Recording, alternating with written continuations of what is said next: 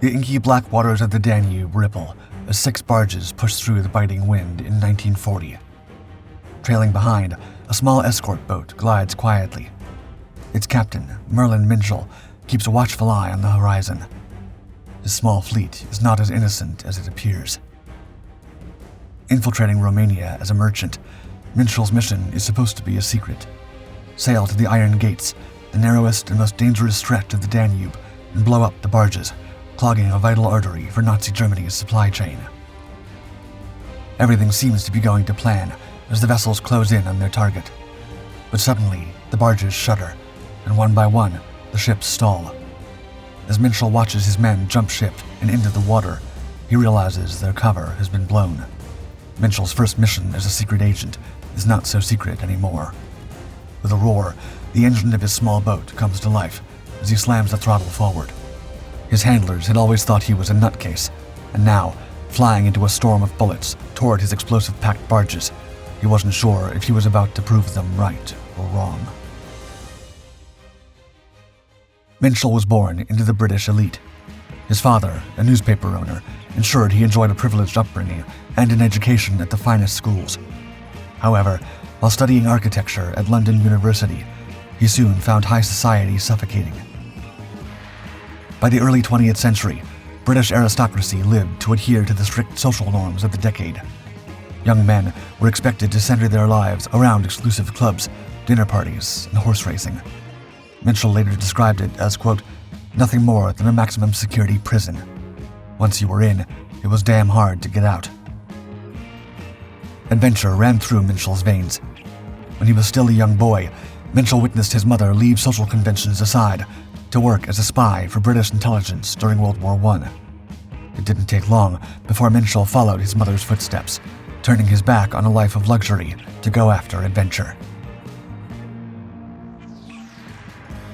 While riding a train heading to London, Minshall read an article in Autocar magazine about the upcoming Monte Carlo Rally. This was one of the most prestigious and challenging races in Europe, bringing intrepid pilots from all over the continent. The racers drive at breakneck speeds through icy roads, snowy hills, and steep mountain passes, including the Col de Torini, a treacherous road in the southeastern part of France, infamously known for the numerous fatal crashes along its nearly 20 miles. The overall race extended for a grueling 3,000 miles, taking the pilots across several nations for 96 hours of non-stop driving. This was not for the faint-hearted, but Minshall didn't have a doubt in his mind. He was running that race. Putting his technical knowledge to the test, Minshall crafted a vehicle worthy of a super agent by arming a Singer 1.5-liter Le Mans Special with steering-linked headlamps, as well as an advanced navigation system consisting of an ingenious mechanical device that was able to automatically roll a large-scale map of the race route as the vehicle moved forward. Minshall started the race alongside his then-partner, a sophisticated woman named Yvette. Although the start of the crusade was promising for Minshall, he soon ran into trouble when entering German territory, where he was arrested for speeding past Nazi troops. Minshall's suave personality wasn't enough to sway the troops to let him go, but Yvette couldn't stand and watch as the German men took him away. Using her charm, she soon got herself and Minshall back on the road and out of Nazi territory. Despite the close encounter with the German soldiers, Minshall overall secured 5th place in the race and a first position in his class. Being the insatiable adventurer he was, conquering the land wasn't Minshall's final goal. Years before the war took him to the seas, he traded one of his sports cars for a yacht named Hawk with one clear intention: to become the first Englishman to sail from Europe to the Black Sea. Starting in Le Havre, France, he would navigate through the Bavarian Alps and down the Danube. This time, Minshall set sail with his first wife, Elizabeth Loveday. However, the realities of life at sea proved far harsher than they had anticipated. Elizabeth found herself increasingly dissatisfied, feeling trapped in the confined quarters of their vessel. She craved the stability of life on land, while Minshall remained committed to his unpredictable life of exploration. Before the end of the journey, Elizabeth disembarked along the Danube, leaving Minshall and her marriage behind. Left alone, Minshall faced the daunting task of finishing the voyage without his partner. He picked up a few temporary passengers along the way, enlisting them as makeshift crew members to help with the practical challenges of navigation. Among these fellow travelers was a mysterious German woman named Lisa Kaltenbrunner, whose quiet demeanor and piercing eyes concealed a dark secret. With war clouds gathering on the horizon, Kaltenbrunner's presence was no coincidence. She was a spy sent by the German government to assess whether Minshall might be scouting for oil storage facilities along the Danube for British intelligence. At this point, Minshall was not yet working for naval intelligence.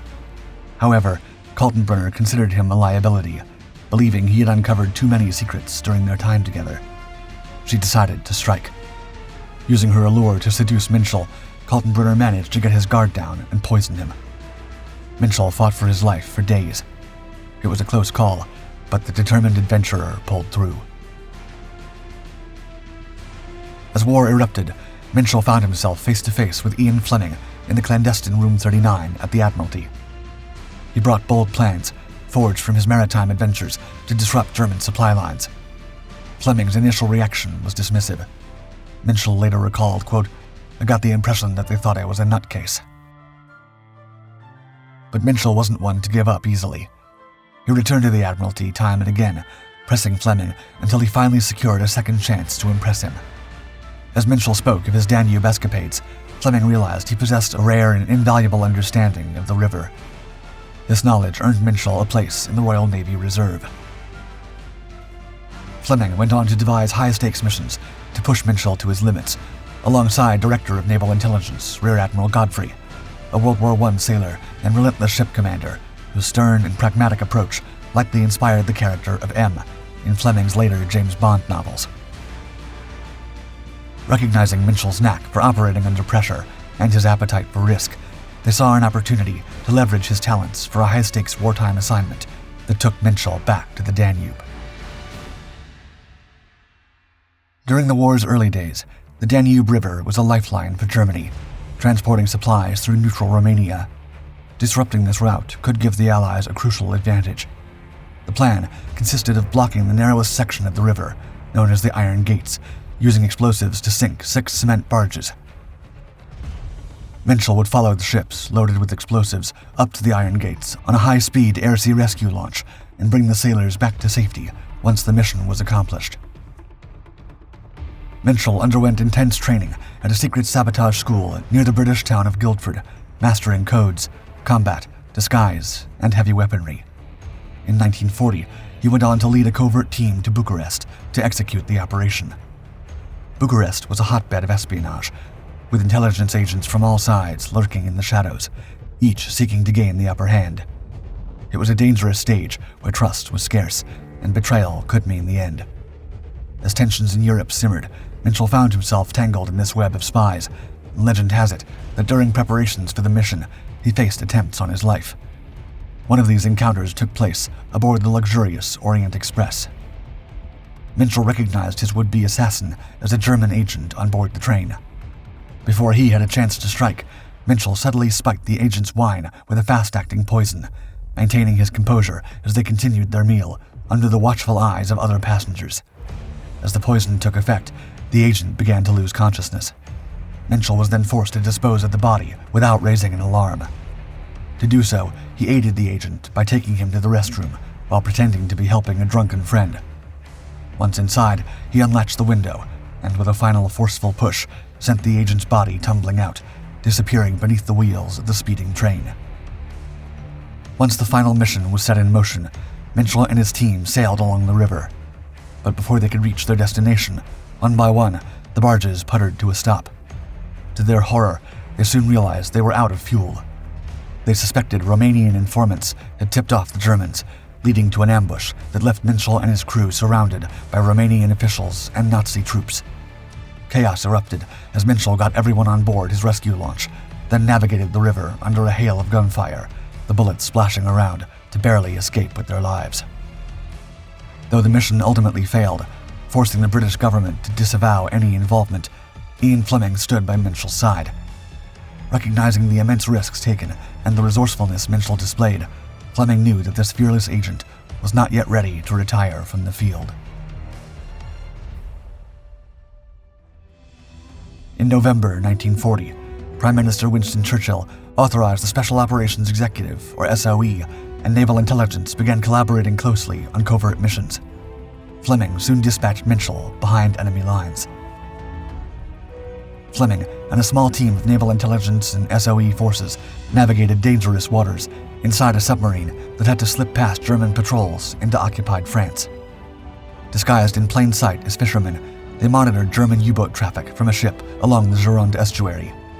Their reports provided British forces with crucial insights into enemy movements. But Minshall's missions extended far beyond France.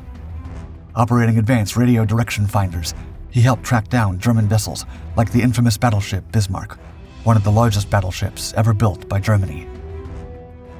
In 1943, Churchill was briefed about Tito's partisans, a fierce guerrilla force led by Josip Broz Tito, General Secretary of the Communist Party of Yugoslavia and leader of one of the most effective resistance movements in Europe.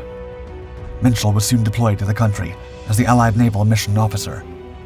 In this role, he helped build strong ties between the Allies and Tito's partisans, as well as assisting the guerrillas in disrupting the Axis control over the Balkans. Thanks to Allied support, the partisans were eventually able to liberate Belgrade, the capital and largest city of Serbia. Upon the war's end, Minshall retired as a lieutenant commander and returned to the quieter life he had left behind many years ago, becoming an architect in Norfolk. However, the legacy of his adventures lives on to this day. In 1953, Ian Fleming published Casino Royale, the first of many James Bond novels. Readers and critics noticed similarities between Minshall's exploits and those of the fictional James Bond.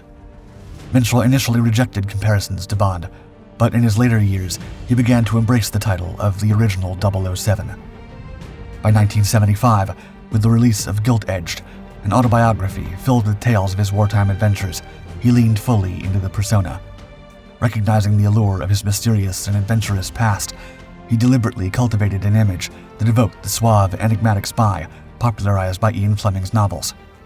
Always wearing a red flower in his lapel, he made a point of appearing in public with an air of stereotypical English eccentricity, often sporting a monocle that only enhanced his mystique.